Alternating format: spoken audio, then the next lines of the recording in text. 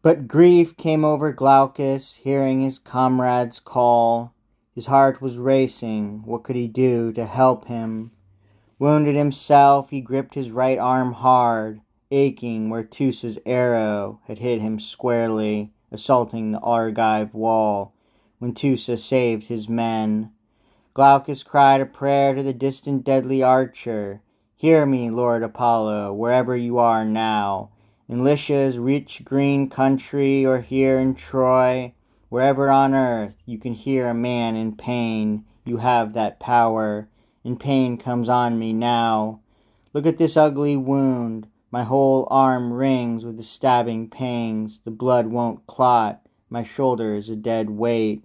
I can't take up my spear, can't hold it steady. No wading into enemy ranks to fight it out. And our bravest man is dead, Sarpedon, Zeus's son. Did Zeus stand by him? Not even his own son? I beg you, Apollo, heal this throbbing wound. Lull the pain now. Lend me power in battle, so I can rally our Lycians, drive them into war, and fight to save my comrade's corpse myself.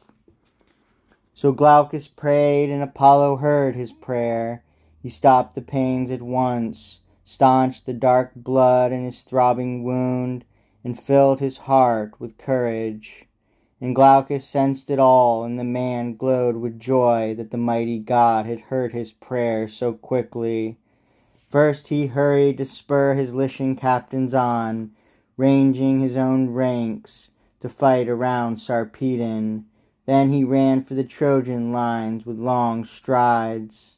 He found Polydamas, Panthous' son, and Prince Agenor, and reaching Aeneas and Hector helmed in bronze, shoulder to shoulder let his challenge fly. Hector, you've wiped your allies from your mind, and all for you, Hector, far from their loved ones, far from native land they bleed their lives away. But you won't lift a hand to fight beside them. There lies Sarpedon, lord of Lycia's shieldsmen, who defended his realm with just decrees and power. Ares has cut him down with Patroclus' brazen spear. Quick, my friends, stand by him. Cringe with shame at the thought they'll strip his gear and maim his corpse.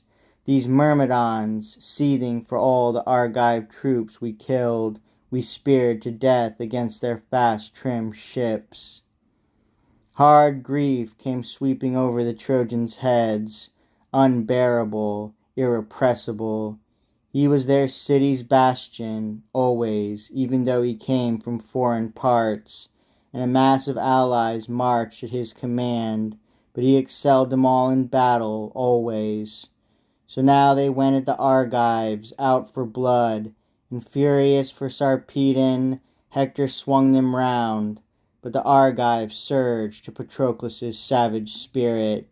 He spurred the Aeantes first, both ablaze for battle. Ajax, Ajax, come, now thrill to fight as before, brave among the brave, but now be braver still. Their captains down, the first to storm our wall, the great Sarpedon. If only we could seize his body, mutilate him, shame him, tear his gear from his back, and any comrade of his who tries to shield his corpse, bring that enemy down with ruthless bronze. Urging so, but his men already burned to drive the Trojans off, and both armies now pulling their lines tighter.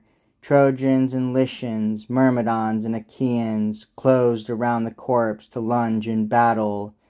Terrible war cries, stark clashing of armored men, and across the onslaught Zeus swept murderous night to make the pitched battle over his own dear son, a brutal, blinding struggle.